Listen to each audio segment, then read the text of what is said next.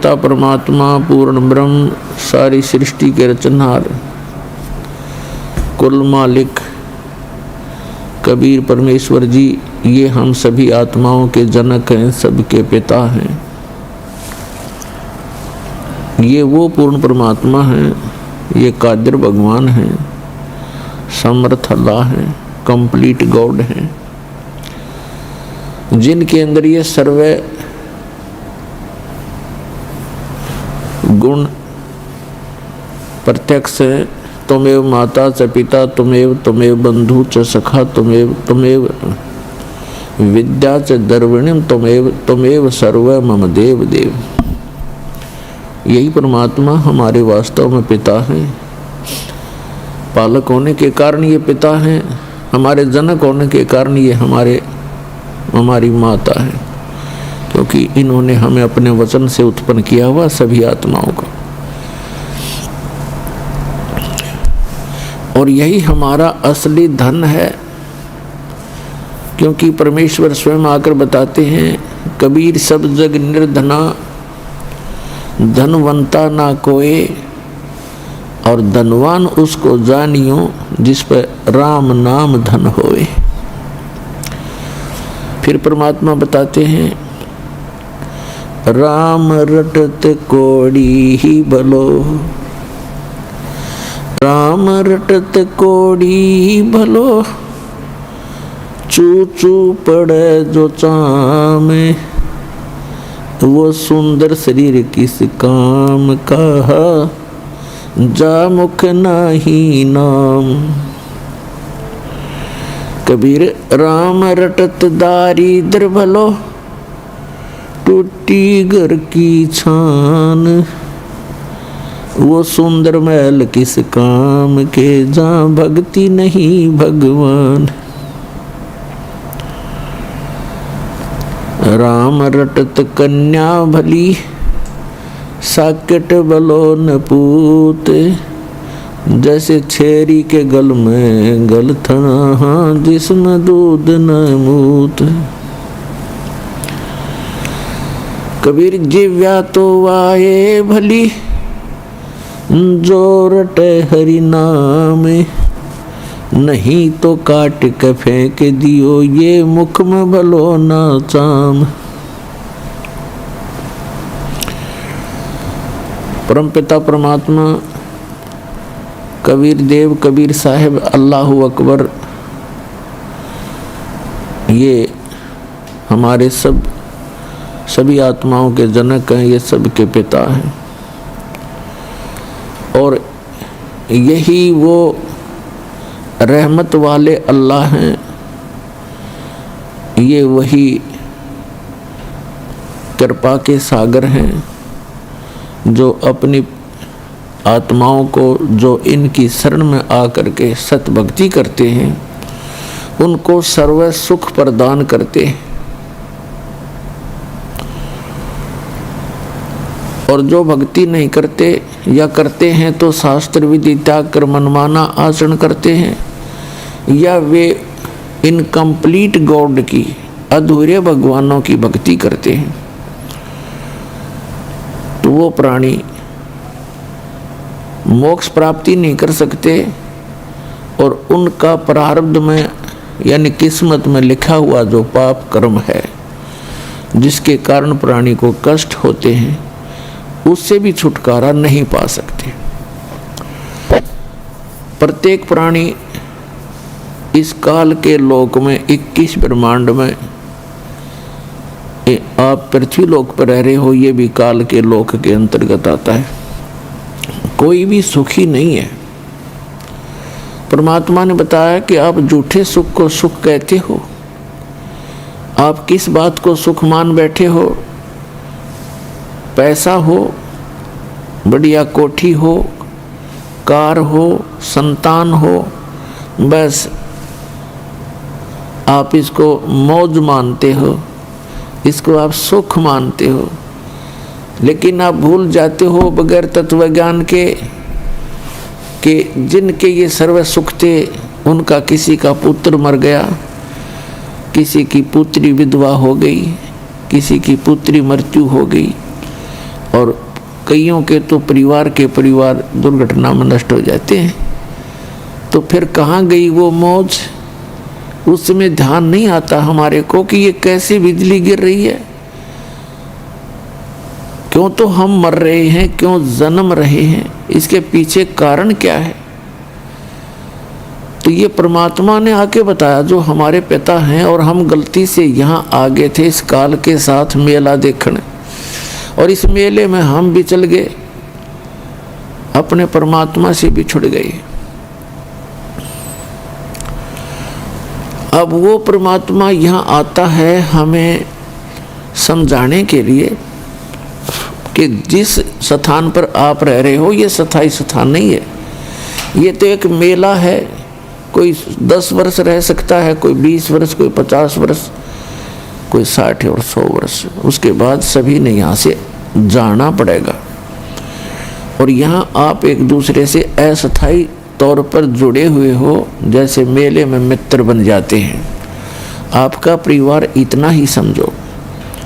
तो वो आकर जब हमें बताना चाहते हैं तो हम यहाँ इस काल के जाल में फंस चुके होते हैं, और ये काल एक विलियन है, खलनायक है।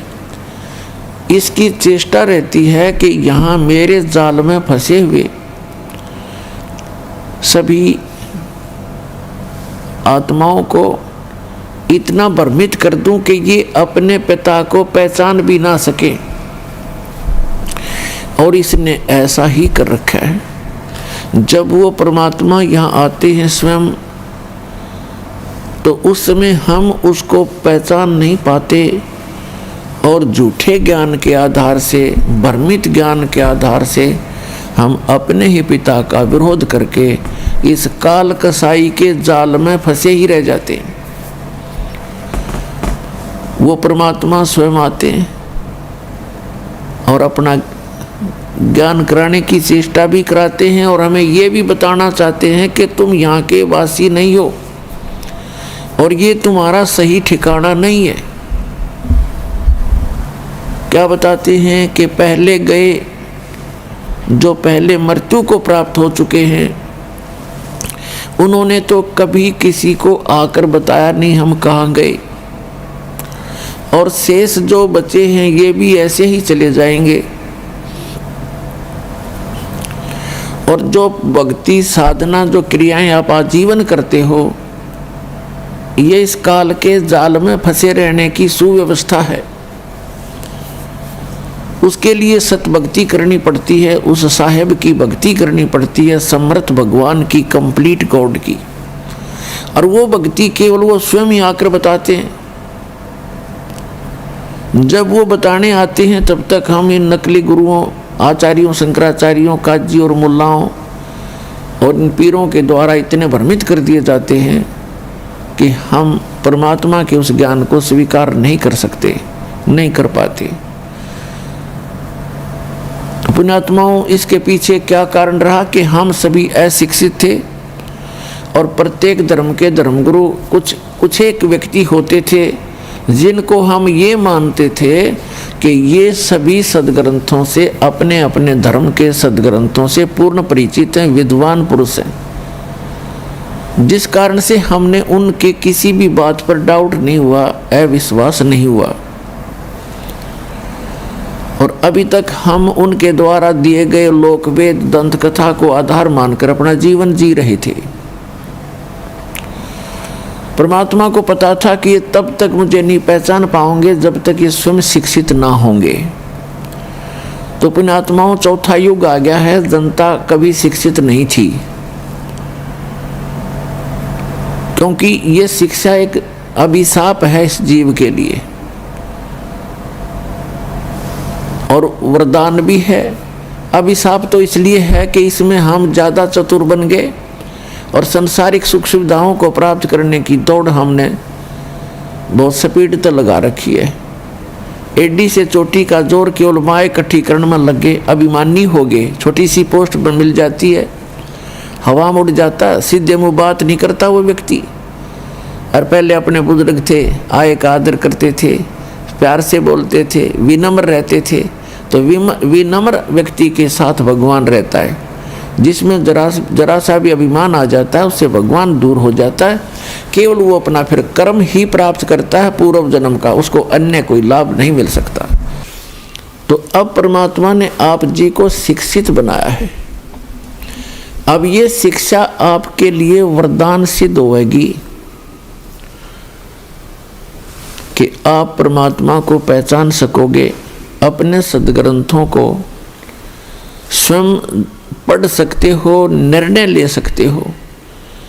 और इस मनुष्य जीवन का मूल उद्देश्य है केवल परमात्मा प्राप्ति, भक्ति करके सतलोक जाने के लिए ही ये मनुष्य जीवन प्राप्त होता है। जो क्रियाएं हम करते थे, संतानों उत्पत्ति, उनकी परवरिश में सारा जीवन लगाकर हम ये कहा करते थे, हमारे बुजुर्ग, हमने देखा सुना कि मेरा काम पूरा हो गया, बच्चों का विवाह कर दिया, परमात्मा ने उनका संतान दे दिया, अपने पैरों पर खड़े हो गए, अब मेरी बेशक मृत्यु होगी, हो जाओ, मेरा काम पूरा हुआ। अब इस तत्व ज्ञान से, जातम ज्ञान से पता चला कि मनुष्य वाला काम तो शुरू भी ना किया उसने, ये कर्म तो पशु पक्षियों जैसे किए आज तक जो आपने किए। तो इस मनुष्य जीवन का यदि कोई मूल उद्देश्य है केवल परमात्मा प्राप्ति है। और आप जी जिनको ये मानव शरीर मिला है, ये एक ड्रेस है, ड्रेस पोशाक, इसको संत भाषा में चोला बोलते हैं, चोला यानी कपड़ा। तो ये वस्त्र आपको अन्य प्राणियों से भिन्न प्राप्त है, तो इसका कोई काम भी भिन्न है। और उस काम के बिना इस मनुष्य जीवन का कोई यूज नहीं, चाहे कितने कोठी बना लो, फैक्ट्री लगा लो, या चाहे कितनी कार खरीद लो, एक सेकंड में मृत्यु हो जाती है, सब कुछ धरा धराया रह जाता है और हाथ मसलता हुआ हारे हुए ज्वारी की तरह यह प्राणी यहाँ से शरीर छोड़कर चला जाता है। जो भक्ति नहीं करता और भक्ति कर रहा है नकली गुरुओं के पास, वो भी हारे हुए ज्वारी की तरह ही जाएगा। तो पुण्यात्माओं, आप जी को ये ड्रेस अलग मिली है, इसका काम भी भिन्न है। जैसे बच्चे विद्यालय में जाते हैं, विद्यार्थी की ड्रेस, उनकी पोशाक भिन्न होती है, और अन्य जो मजदूरी करते हैं या खेतों में काम करते हैं या कोई अपनी अन्य दुकान आदि कार्य करते हैं, मजदूरी करते हैं, तो उनकी ड्रेस पोशाक भिन्न होती है।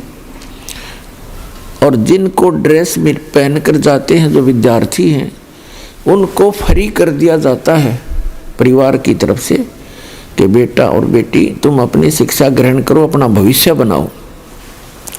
और यदि वो बच्चे उस शिक्षा काल में, विद्यार्थी जीवन में अपना उद्देश्य को ध्यान में ना रखकर, पढ़ाई ना करके कोई सिनेमा देखता है, कोई ताश खेलता है, या कोई ऐसे ही गप्पे मारता रहता है, तो उनको फिर बाद में बहुत पछताना पड़ता है जब वो उनका विद्यार्थी जीवन समाप्त हो जाता है।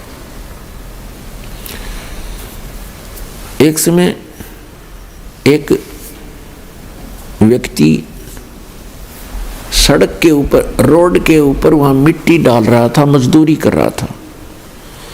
वहीं पर उसी रोड का इंचार्ज एक एक्सियन आया, एग्जीक्यूटिव इंजीनियर, और वो जब आकर इंस्पेक्शन करके चला गया, तब वो टोकरी डाल रहा व्यक्ति, वो मजदूर कहता है कि ये एक्सियन, इसका ये नाम है, ये मेरा सहपाठी था, मेरा क्लास फेलो था, मेरे कर्म फूट गए, मैं पढ़ा को नहीं, बकवाद करता रहा, सिनेमा देखता रहा।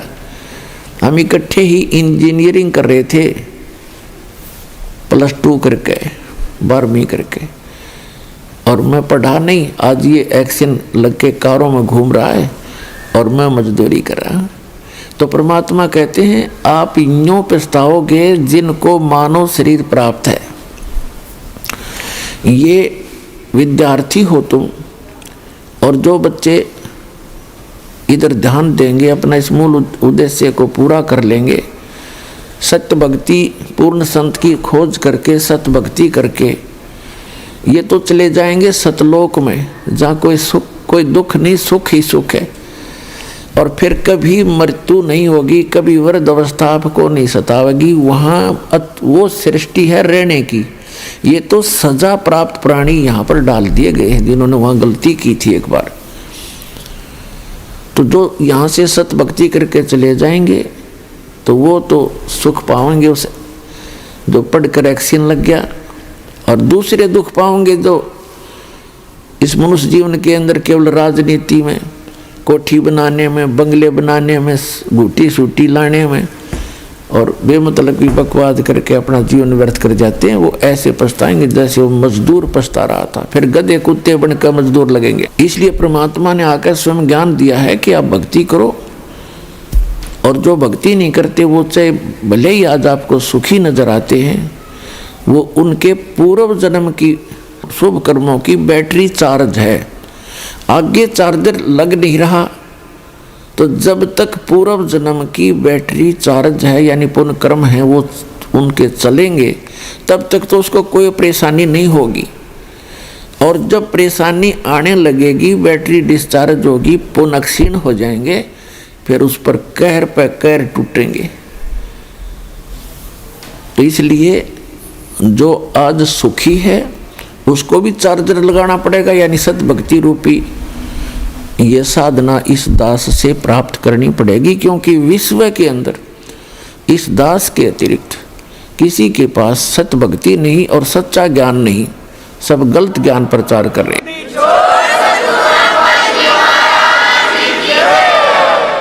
और इसके अंदर कोई मान बढ़ाई नहीं करनी चाहिए, क्योंकि हम कई प्रकार से भ्रमित हो गए। जैसे किसी व्यक्ति ने किसी भयंकर रोग की दवाई खोज ली तो उसके पास दवाई लेनी चाहिए, चाहे राष्ट्रपति का रोग हो उसने भी जाना चाहिए, इसमें क्या दिक्कत है। तो थोड़ी सी भी बुद्धि से काम आप लोगे तो ना अभिमान सतावेगा, आपको अपना कल्याण नजर आएगा, तो तुरंत आकर के नाम लीजिए। परमात्मा कहते हैं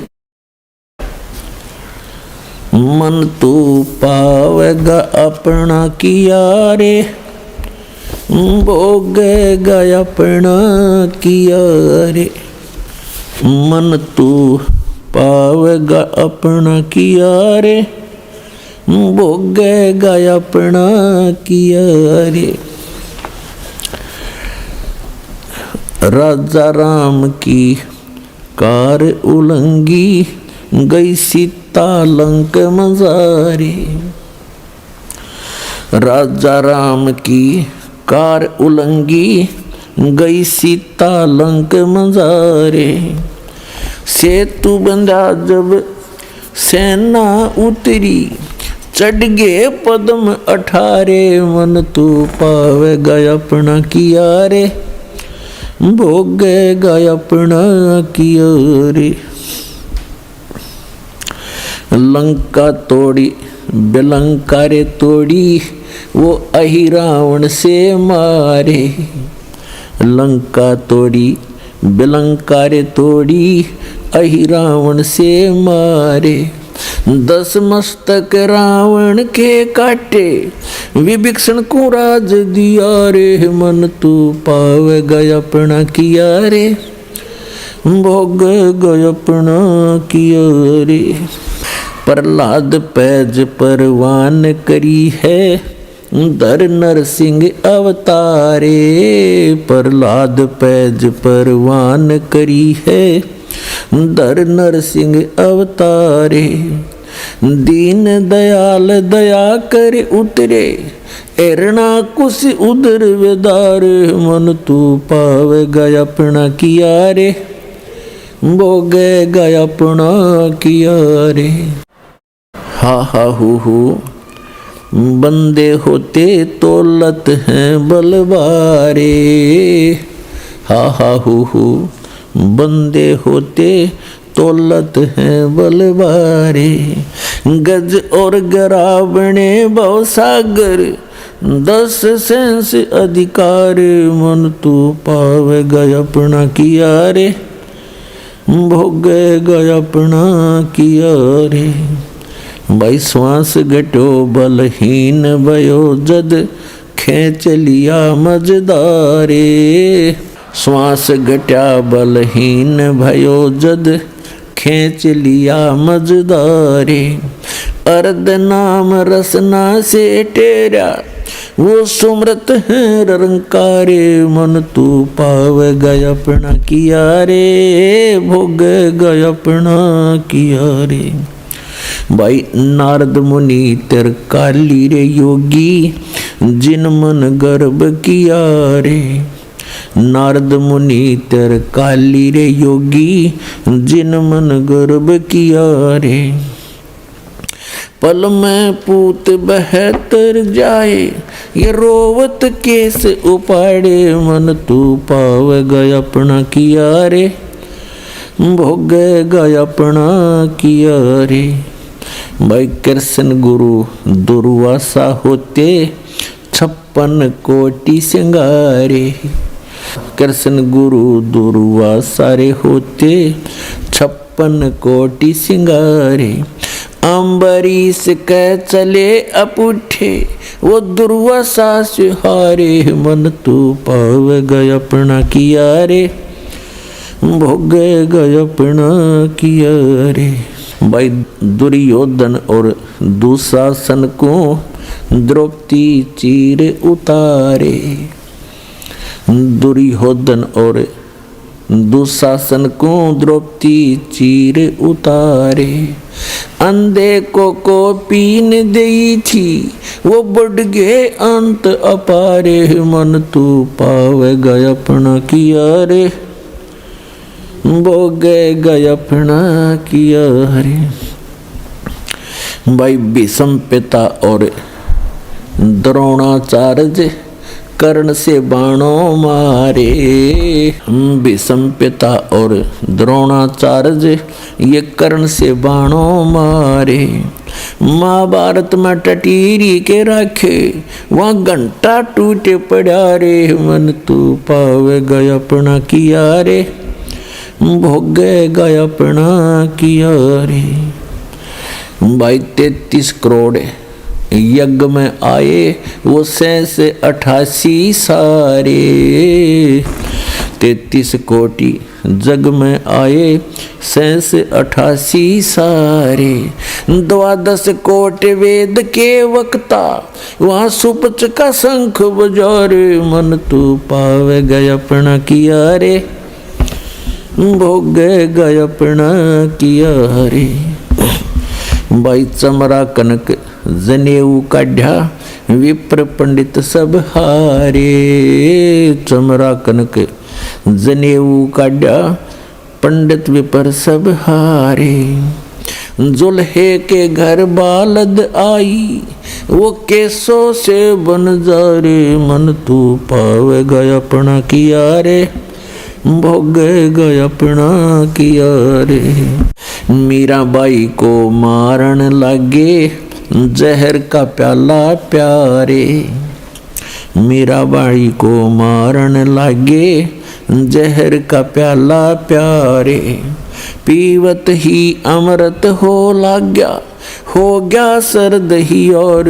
मन तू पाव गया अपना किया रे। भोग गया अपना किया रे। कंस केसी चानौर खपावण जीतन मल अखारे। कंस केसी चानौर खपावण जीतन मल अखाड़े। कृष्ण को तो यश दिया ये कबीर न कारज सारे। मन तू पाव गया अपना किया रे। भोग गया अपना किया रे। भाई शंखों कृष्ण करें खवासी धन तू सृजन हारे। शंखों कृष्ण करें खवासी धन तू सृजन हारे। दास गरीब करे को सरवर ऐसा शीश हमारे। मन तू पाव गया अपना किया रे। भोग गया अपना किया रे। मन तू पाव गया अपना किया रे। भोगेगा अपना किया रे। पुण्यात्माओं, ये जो वाणी दास ने आपको सुनाई है, ये आदरणीय गरीबदास साहिब जी ने अपने मुख कमल से बोली है, लेकिन ये ज्ञान गॉड गिवन है। पूर्ण परमात्मा, वो समर्थ परमात्मा जो कंप्लीट गॉड है, पूर्ण परमात्मा कबीर साहिब जी आदरणीय गरीबदास साहिब जी को आकर मिले थे। खेतों के अंदर जब वो गऊ चरा रहे थे, 10 वर्ष के बालक पाली गए हुए थे, गवाले थे, और भी बहुत से गांव के व्यक्ति बड़े छोटे अन्य भी अपने अपने गऊओं को इकट्ठा ही चरा रहे थे। तो वहाँ परमात्मा आए थे, एक जिंदा महात्मा का रूप बना के, एक साधु संत का रूप बना के, और गरीबदास जी की आत्मा को निकाल के सतलोक लेकर गए थे। ऊपर के ब्रह्मांडों का सारा विवरण दिखाया था, ब्रह्मा विष्णु महेश के लोक दिखाए, धर्मराज का लोक दिखाया, क्या क्या यहाँ की व्यवस्था है, आप यहाँ जन्मते मरते क्यों हो, इसका कारण क्या है, ये सब उनको प्रत्यक्ष करवाया था। किनको? आदरणीय गरीबदास साहिब जी को। आदरणीय गरीबदास साहिब जी को फिर परमात्मा अपने सतलोक लेकर गए थे, जिसे सचखंड कहते हैं, जिसको शाश्वत स्थान कहते हैं, सनातन परमधाम गीता में कहा है। वहां ले गए थे, फिर वापस छोड़ा था ला करके। परमात्मा पूर्ण ब्रह्म की कृपा के बिना कोई भी प्राणी ऊपर जाकर के वापस नहीं आ सकता, यानी वहां जाकर के वापस किसी को कुछ ज्ञान नहीं दे सकता, क्योंकि इस काल भगवान ने सबको गुमराह किया हुआ है, भ्रमित किया हुआ है। केवल परमात्मा अपनी रजा से ऊपर ले जाते हैं। उन्होंने चंद पुण्यात्माओं को ऐसे ऊपर ले जाके वापस छोड़ा, और उन्होंने उस परमात्मा की गवाही दी है, अपनी अमृत वाणी रूपी एफिडेविट दिए हैं कि वो परमात्मा इन सभी भगवानों से अन्य है, इन सभी भगवानों से, प्रभुओं से अन्य है। ब्रह्मा जी से, विष्णु जी से, शिव जी से, दुर्गा जी से, ब्रह्म से और परब्रह्म से, इनसे अन्य है, उसको पूर्ण ब्रह्म कहते हैं। गीता अध्याय नंबर 8 के श्लोक नंबर 3 में उसी को परम अक्षर ब्रह्म कहा है। तो पुण्यात्माओं, वो परमात्मा स्वयं ही ऊपर ले जाते हैं अपनी आत्माओं को, फिर वापस छोड़ते हैं।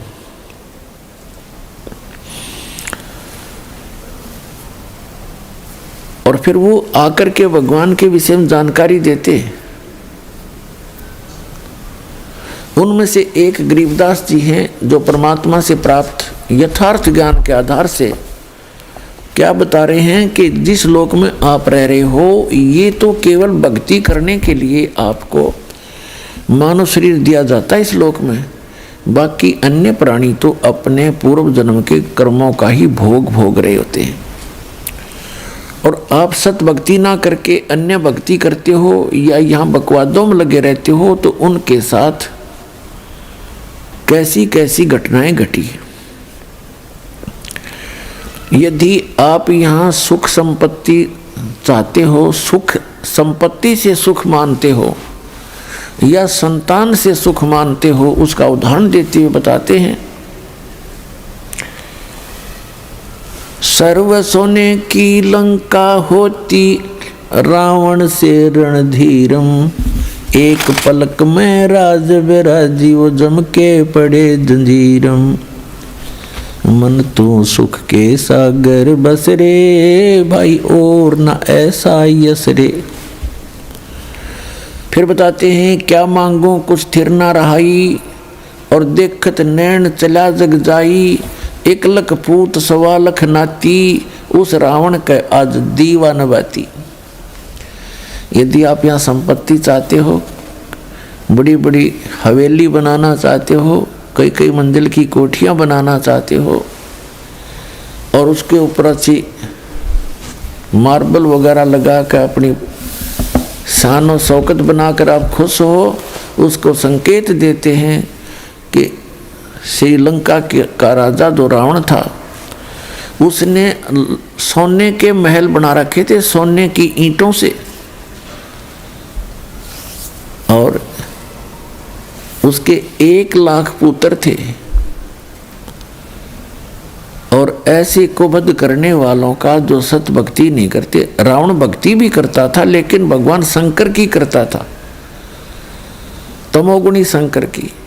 और ये भगवान आपको केवल वर्क डन ही दे सकते हैं, जैसा करोगे वैसा ही पाओगे, इसमें कोई परिवर्तन नहीं कर सकते। और वो समर्थ परमात्मा जो पूर्ण ब्रह्म है, सत्य पुरुष है, अकाल मूर्त है, वो कबीर देव है। कबीर साहब है जो काशी में बनारस में धानक रूप में आए थे, 120 वर्ष रहे, वो ये ज्ञान ही दिया करते थे और एक झोंपड़ी में बैठकर सारे ब्रह्मांडों का संचालन भी करते थे और हम सब का पालन पोषण भी करते थे। वो पूर्ण परमात्मा है। जब तक हम सत भक्ति नहीं करते हो तो अपना कर्म ही मिलता है। तो यहाँ याद दिलाना चाहते हैं, यदि तुम संतान ही परमात्मा से मांगते हो या आपको संतान प्राप्त है, बेटा और बेटी, उनकी अच्छी कोई व्यवस्था है, उनके बढ़िया रोजगार चल रहे हैं और आप निश्चिंत होकर बैठ गए हो, मूल उद्देश्य भूल गए हो भगवान का, तो आपकी भूल है। 1 लाख पूत 1.25 लाख नाती, और उस रावण काज को दीवान बाती, दीपक लगाने वाला नहीं शेष बचा। तो इस गंदे लोक में आप इन्हीं व्यवस्थाओं से संतुष्ट हैं, तो आपका भूल लाग रही है। उस भूल को तोड़ने के लिए परमात्मा आते हैं या अपना कोई दास भेजकर आपको सजग करते हैं कि आप अपना मूल उद्देश्य भूल चुके हो। उसके लिए याद दिलाते हैं कि जो भक्ति करते हैं उनकी भगवान मदद करते हैं। जैसे इसमें एक प्रसंग आया है कि लंका तोड़ी, बिलंका तोड़ी और अहि रावण से मारे, 10 मस्तक रावण के काटे और विभीषण को राज दिया रे। परमात्मा कहते हैं यदि तूने यहाँ की थोड़ी बहुत सुख सुविधाएं भी चाहिए तो वो भी हम देंगे, और जो हम देंगे वो तेरे अनुकूल होगी। और आप अपने प्रयत्न से यहाँ की सुख सुविधाएं प्राप्त करना चाहोगे तो आप गलती पे गलती करोगे, कहीं रिश्वत लोगे, सैकड़ों झूठ बोल के कोई माल बेचोगे, मिलावट करोगे, वो आपके लिए कहर साबित होगा एक दिन। तो ऐसी गलतियां ना करना। फिर बताते हैं,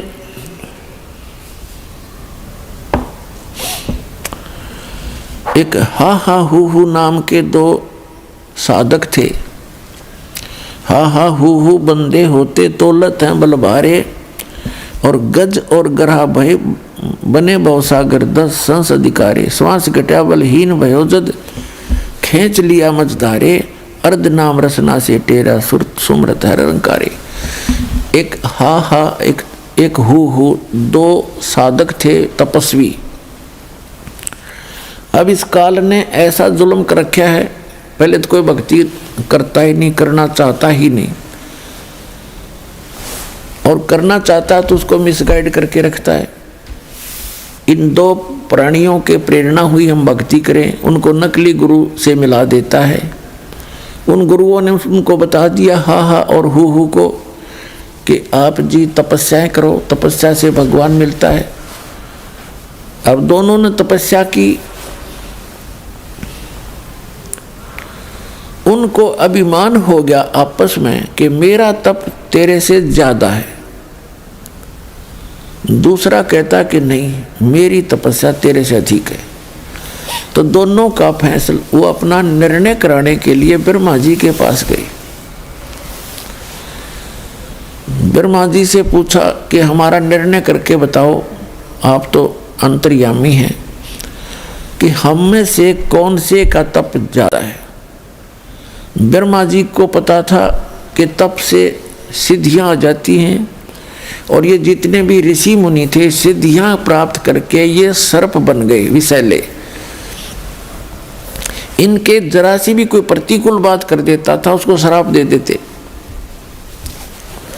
और जिसका खामियाना श्री विष्णु जी ने भी भोगना पड़ा, जिस कारण से ब्रह्मा जी ने अपने सिर से बला टाल दी और कहा भी मैंने ना तो इतना कोई तुम्हारे जैसा जितना तप किया, और मुझे तो ये सृष्टि के कार्य में बहुत व्यस्त रहना पड़ता है, आप श्री विष्णु जी के पास जाओ।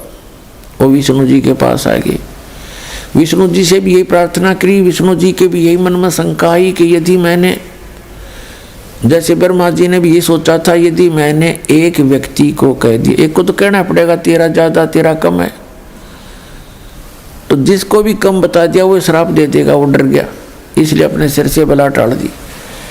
विष्णु जी के मन में भी ये शंका हुई कि यदि मैं एक को कहूँगा तेरी तपस्या ज़्यादा है इसकी कम है, तो कम जिसकी बताऊँगा वो श्राप देगा।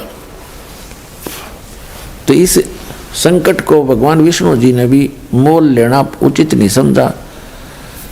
उन्होंने कहा भी देखो मैं तो व्यवस्था में लगा रहता हूँ, पालन पोषण का कार्य डिपार्टमेंट, होम डिपार्टमेंट है मेरे पास, आप जाओ भगवान शंकर जी के पास, वो ज़्यादा तप वप करते हैं, वही आपका फैसला कर सकते हैं। तो वो गए भगवान शिव जी के पास। अब भगवान शिव जी ने भी सोचा भी ये एक को तो कहना पड़ेगा तेरी कम है इसकी ज़्यादा है, तो ये हैं सर्प डस देंगे। उन्होंने भी अपने सिर से बला टाल दी कि अभी एक मतंग नाम के ऋषि हैं पृथ्वी पे, वर्तमान में वही बता सकते हैं, वो बड़े साधक हैं, बड़े तपस्वी हैं, आप वहाँ जाइए। तो दोनों आगे मतंग ऋषि के आश्रम की तरफ जा रहे थे। मतंग ऋषि दो थे, बड़े डिल डोल, बड़े तगड़े, भारा शरीर था उनका। तो उन्होंने, ये मन बड़ा बदमाश है, कबीर साहब कहते हैं मन के मते ना चालिए, मन है पक्का दूध, ले डूबा दरिया में और फिर जा हाथ छूटे, उल्टे काम करवा के फंसवा के फिर आप निकल जाता है। तो उन्होंने दोनों ने देखा उस महापुरुष को। मतंग ऋषि पूछा कहाँ है, कि वो सामने बैठे तगड़े थे, डुल डुल। एक ने तो मन में सोचा कि बड़ा हाथी सा बैठा भाई, दूसरे ने सोच लिया अच्छा मगरमच्छ शायद महात्मा। तो उन्होंने मतंग ऋषि के पास आकर के कहा, मतंग ऋषि के पास एक सिद्धि थी जो मन की वृत्ति बता देती थी, इसने क्या सोच रखा है। तो मतंग ऋषि से उन्होंने प्रश्न किया कि महाराज हम में से कौन से की तपस्या ज़्यादा है, कौन शक्तिशाली है, आप निर्णय करो। मैं कहता हूँ मेरी भक्ति ज़्यादा, तपस्या ज़्यादा, ये कहता है मेरी ज़्यादा। मतंग ऋषि ने कहा कि जो तुम्हारे मन में तुमने सोच के आए हो उसी से फैसला होगा। तो आपने क्या सोचा भगवान? आपने ये सोचा था कि मतंग ऋषि बड़ा हाथी सा पड़ा है, तो और आपने सोचा था ये मगरमच्छ जैसा है। आप मगरमच्छ बनो, आप हाथी बनो, अपना फैसला आप करो। तो दोनों का शरीर छूट गया, मृत्यु होगी। एक ने हाथी के यहाँ जन्म हुआ, दूसरे का मगरमच्छ के घर जन्म हुआ, शेष जन्म हुआ। फिर कहते हैं हाथी जब जवान हुआ और जल पीने के लिए दरिया पर पहुंचा, सरोवर पर, मगरमच्छ ने उसका पैर पकड़ लिया पूरब के संस्कार से। अपने आत्माओं, पहले मगरमच्छ ने हाथी को अंदर खींचना चाहा, हाथी मगरमच्छ को बाहर खींच लाया, फिर कभी वो अंदर खींच ले जाए, कभी वो बाहर खींच ले। सारा दिन ऐसे उनकी रिहर्सल चले और शाम को मगरमच्छ उसका पैर छोड़ दे कि कल आना, कल आऊँगा। अगले दिन फिर वो ऐसे ही चलते रहे। कहते हैं 10,000 वर्ष से भी अधिक समय तक वो आपस में झगड़ते, ऐसे ही लड़ते रहे। परीक्षा अपना जो है ये रिहर्सल करते रहे। क्या हुआ कि जो हाथी के साथी थे वो उसके लिए दूर दूर से घास तोड़ के लाएं, कीड़े तोड़ तोड़ के लाएं, उसको खिलाएं रात को, और सुबह फिर पहलवान की तरह हाथ मिलवा दें उनका। तो ऐसे आसपास का जो चारा था वो खत्म हो गया, और मगरमच्छ के वहाँ उपलब्ध मछलियाँ काफ़ी रहती थी, वो अपना वहाँ से छका रहता था। तो बलहीन हो गया हाथी, और मगरमच्छ ने वो खींच लिया और इतना गहरे पानी में ले गया कि सूंड का थोड़ा सा हिस्सा शेष था, जहाँ से हाथी श्वास लेता है। उसकी नाक बहुत लंबी होती है, 5-7-10 फुट की, तो सारा खींच लिया। सूंड ऊपर रखा हुआ था। जब उसने देखा कि अब सूंड में भी पानी प्रवेश होगा तो मर जाएगा, अपनी ताकत भूल के परमात्मा को याद किया। थोड़ा सा राम भी पूरा नहीं कहने पाता, रा। उसी समय कहते हैं सुदर्शन चक्र आया और मगरमच्छ का लगा। मगरमच्छ ने उसका पैर छोड़ दिया, हाथी बाहर आ गया। अब वहां भगवान प्रकट हुए श्री विष्णु रूप में, और आकर कहा कि गज यानी हाथी आप चलो स्वर्ग में। तो क्योंकि आपने मुझे कसक के साथ याद किया, आपने मेरे को कसक के साथ याद किया, इसलिए स्वर्ग चल। तो जब मगरमच्छ ने कहा कि हे भगवान, देखो हम अपनी जिद के आधार से अभिमानवश हम एक दूसरे से लड़ रहे थे, और जब इसने आपको याद किया मैं उतनी ही कसक से सुन भी रहा था, लेकिन मानवश मैं इसको छोड़ नहीं रहा था। तब भगवान ने कहा ठीक है भाई, तुम दोनों ही चलिए, आप दोनों को ही स्वर्ग भेज देते हैं। अपने आत्माओं कहने का भाव ये है, इस कथा का निष्कर्ष ये निकलता है कि पहले तो यहाँ डरे ढोते हैं ये साधक, फिर इनके अंदर अभिमान घर कर जाता है। परमात्मा कहते हैं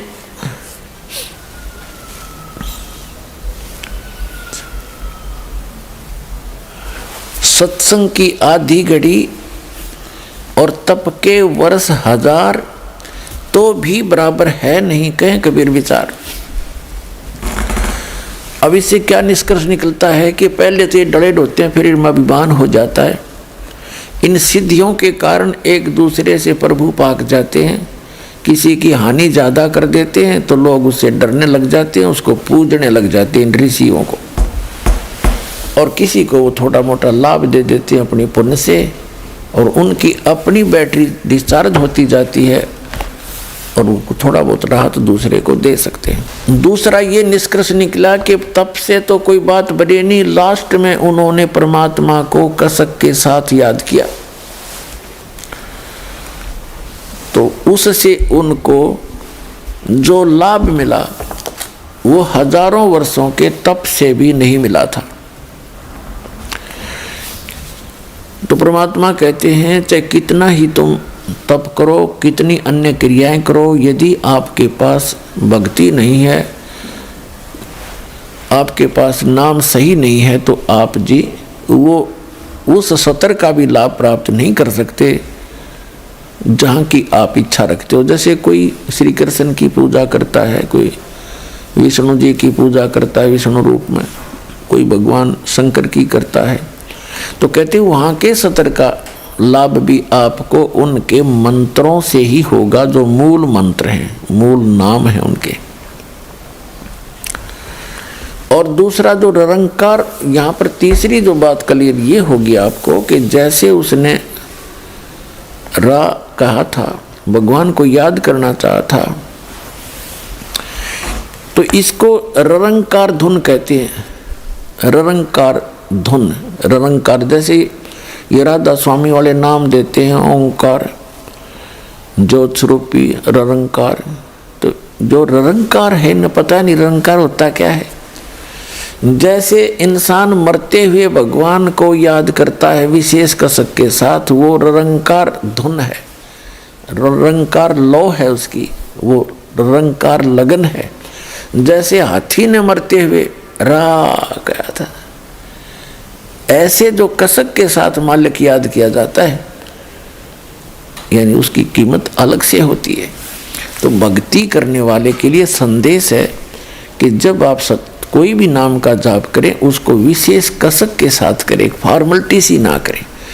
तो उस कसक के साथ लिए हुए नाम का जो लाभ है वो अत्यधिक है, उसका कंप्लीट लाभ है।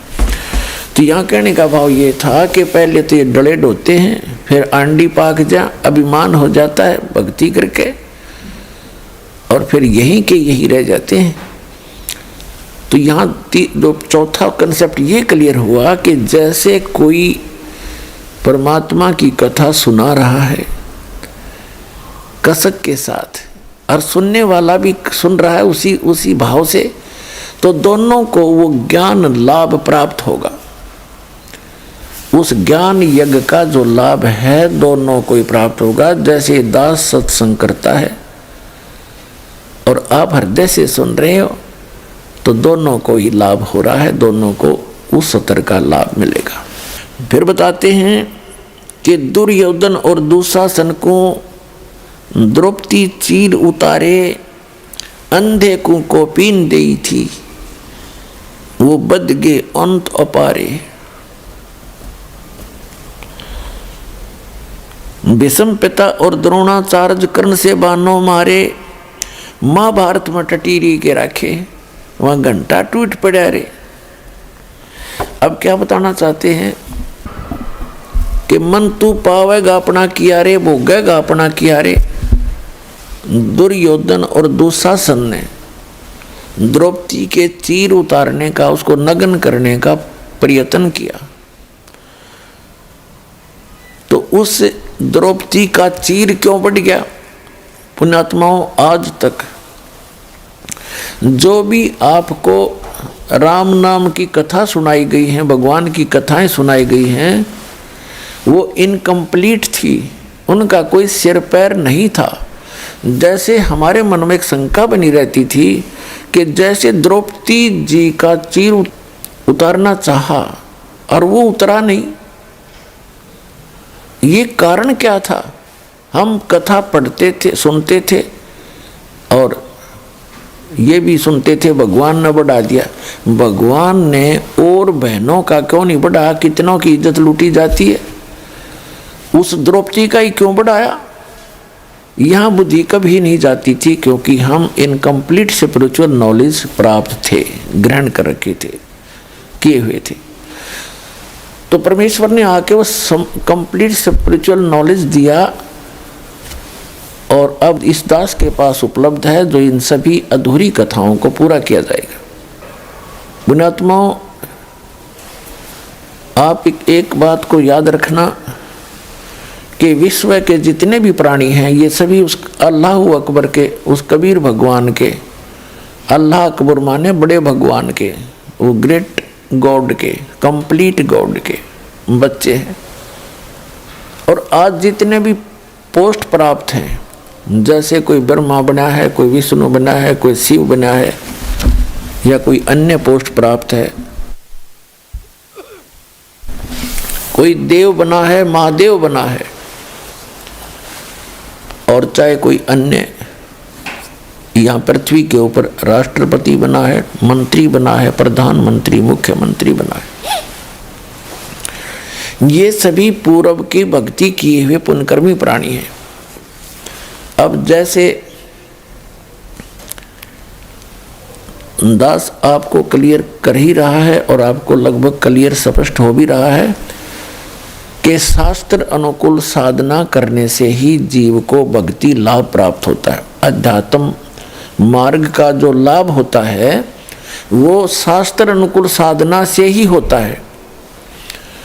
और शास्त्र अनुकूल साधना कैसे होती है? जो सदग्रंथों में विद्यमान हो, सदग्रंथों में जिसका ज्ञान हो, सदग्रंथों के आधार से जो भक्ति हो, उसको कहते हैं शास्त्र अनुकूल साधना। और सदग्रंथ कौन कौन से हैं? वर्तमान के अंदर जो सदग्रंथ हैं, पवित्र चारों वेद, पवित्र श्रीमद् भगवद गीता, ये तो हैं गॉड गिवन ग्रंथ।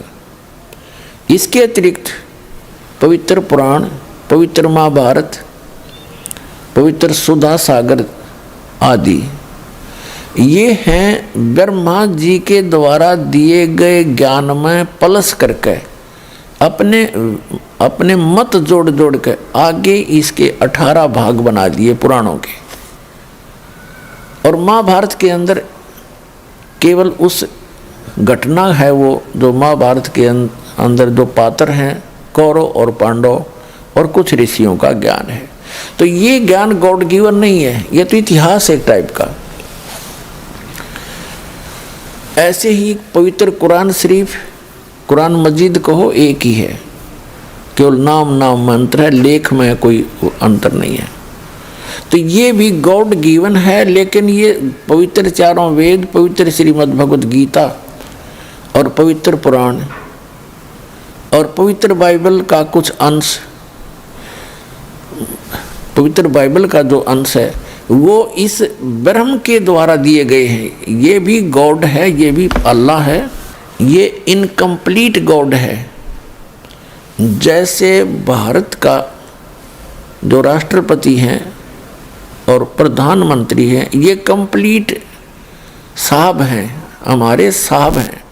वैसे तो गृह मंत्री सेंटर का वो भी साहब है, और मुख्यमंत्री स्टेट का वो भी साहब है, एक मंत्री गृह मंत्री स्टेट का प्रांत का वो भी साहब है, एक कमिश्नर भी साहब है, एक डीसी भी साहब कहलाता है, एक एसडीएम भी साहब कहलाता है, तहसीलदार भी साहब ही कहलाता है।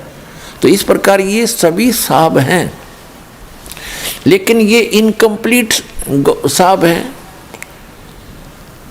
अधूरे साहब हैं, इनका सीमा है, अक्षेत्र है।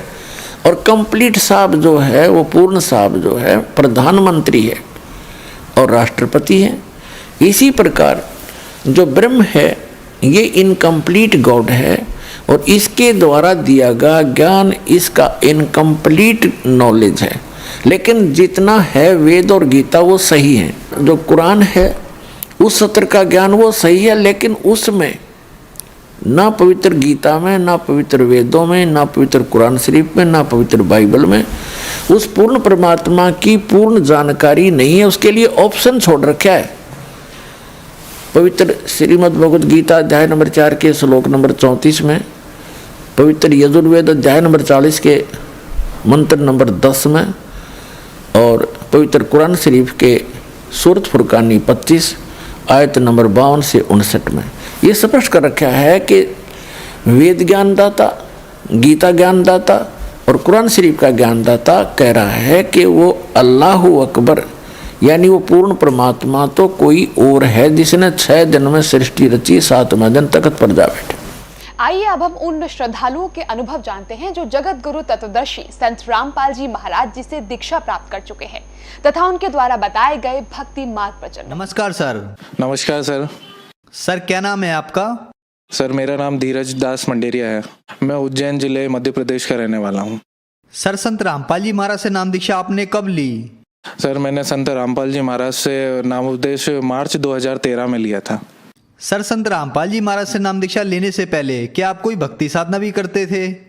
संत रामपाल जी महाराज से नाम उपदेश लेने के पहले मैं ब्रह्मा विष्णु महेश की भक्ति साधना किया करता था और मंदिर जाया करता था, अगरबत्ती पूजा पाठ जो कि मेरी परंपरा अनुसार घर वालों से जो सीखा वो किया करता था। तो फिर संत रामपाल जी महाराज की शरण में आप कैसे आए? सर एक दिन हमारे मित्र मनोज दास जी ने हमें सृष्टि रचना सुनाई। संत रामपाल जी महाराज द्वारा लिखित एक पुस्तक ज्ञान गंगा में लिखित सृष्टि रचना के बारे में बताया, जिसको पढ़ के सुन के मेरे पैरों के तले जमीन खिसक गई, जिसमें ब्रह्मा विष्णु महेश की स्थिति और पूर्ण परमात्मा की स्थिति को बताया गया था। उसके बाद मैंने संत रामपाल जी महाराज से नाम उपदेश ले लिया, बिना कुछ पढ़े बिना कुछ सोचे, क्योंकि वो ज्ञान ही इतना निर्मल था कि मैं अपने आप को रोक नहीं पाया। सर संत रामपाल जी महाराज से नाम दीक्षा लेने के बाद क्या आपको कोई लाभ भी प्राप्त हुए? बिल्कुल सर, इतने लाभ मिले कि मैं बता नहीं सकता, गिनती नहीं लगा सकता। इतने लाभ मुझे दिन प्रतिदिन मिलते हैं। उनमें से कुछ ऐसे बड़े लाभ हैं जो मैं आपको इस वक्त बताना चाहूँगा। कि जब मैं संत रामपाल जी महाराज से नाम उपदेशी नहीं था, उसके पहले मैं बहुत तरह के व्यसन करता था। सिगरेट, तंबाकू, बीड़ी, सिगरेट, गांजा और अफीम, इस प्रकार के व्यसनों में लिप्त था, जिससे मेरा स्वास्थ्य तो खराब था ही, लेकिन मैं उनकी तरफ ध्यान नहीं देता था, क्योंकि नशे में मुझे वो नशे की लत ही इतनी बुरी थी कि मैं अपने स्वास्थ्य की तरफ ध्यान ही नहीं दे पाता था। और मैं कोशिश करता था कि मैं छोड़ूं भी, तो मैंने लाखों प्रयत्न करने के बाद मैं नशा नहीं छोड़ पाया।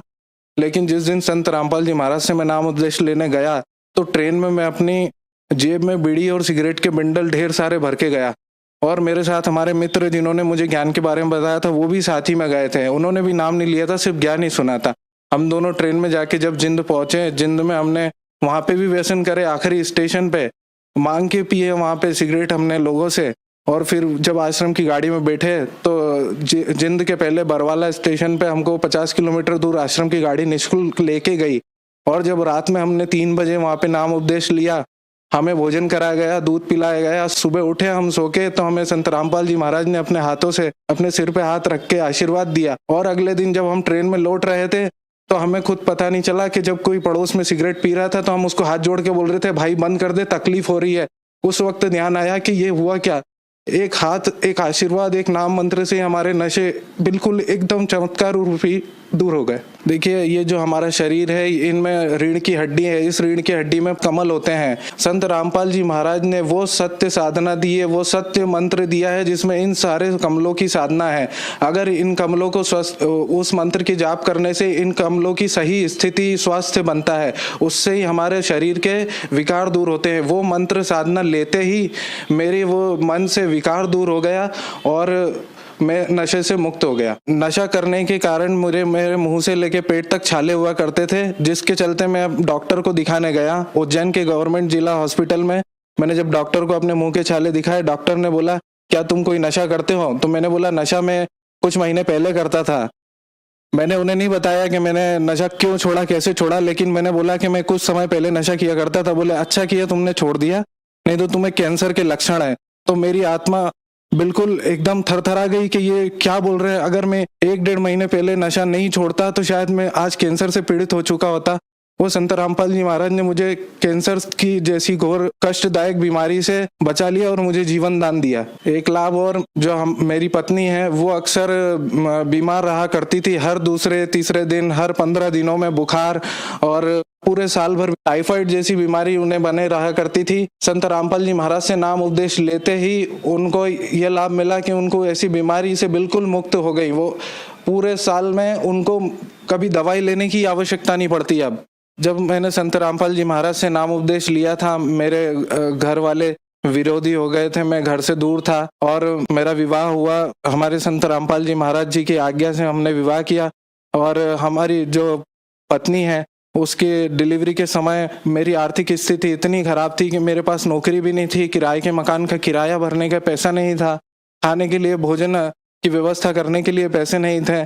मेरे घर वालों से जब मैं मदद मांगता था, तो मदद के तौर पे सिर्फ मेरी पत्नी को दवाइयाँ दिला दिया करते थे।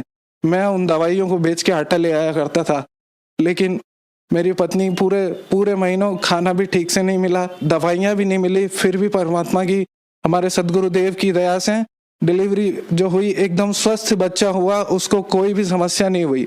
और संत रामपाल जी महाराज की कृपा से मैं उस समय एक पैसा कमाने के लायक मेरी स्थिति नहीं थी। आज जिस जगह पे मैं 6,500 रुपए की नौकरी करता था, आज उसी जगह पे परमात्मा की दया से, संत रामपाल जी महाराज की दया से, आज मैं वहाँ 25,000 रुपए तनख्वाह लेता हूँ। संत रामपाल जी महाराज ने मेरे आर्थिक स्थिति भी ठीक करी, मेरी बुद्धि भी ठीक करी, और मेरा सम्मान भी लौटाया। सर, संत रामपाल जी महाराज से नाम दीक्षा लेने के बाद आपको बहुत सारे लाभ प्राप्त हुए, तो जो समाज आज आपको देख रहा है, आप उन्हें क्या संदेश देना चाहेंगे? मेरी उन सब भक्तों से प्रार्थना है कि संत रामपाल जी महाराज का जो ज्ञान है बहुत ही अनमोल है, और वो जो ज्ञान गंगा जो पुस्तक है, वो उसमें वो सब कुछ संत रामपाल जी महाराज ने लिखा है कि सत्य भक्ति साधना क्या है, जिससे इस मनुष्य जीवन में भी लाभ मिले और मनुष्य जीवन के बाद परलोक में भी लाभ मिले। तो मेरी सभी से हाथ जोड़ के विनम्र प्रार्थना है कि संत रामपाल जी महाराज के पास ही सत्य भक्ति साधना है, उसे प्राप्त करें और अपने जीवन का कल्याण करवाएं। संत रामपाल जी महाराज से नाम दीक्षा कैसे ले सकते हैं?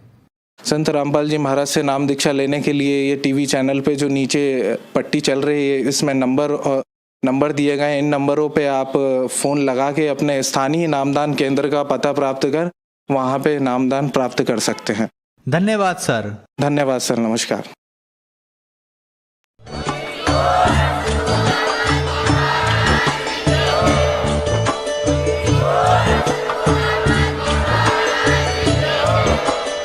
आप सुन रहे थे जगत गुरु तत्वदर्शी संत रामपाल जी महाराज जी के मंगल प्रवचन। अधिक जानकारी के लिए विजिट कीजिए हमारी वेबसाइट www.jagatgururampalji.org। संत रामपाल जी महाराज जी के शुभ आशीर्वाद से पूरे विश्व भर में 500 से भी ज्यादा नाम दीक्षा केंद्र हैं, जिन पर संत रामपाल जी महाराज जी द्वारा ऑनलाइन निशुल्क नाम दीक्षा दी जा रही है। अपने नजदीकी नाम दीक्षा केंद्र का पता करने के लिए संपर्क करें 8222880541।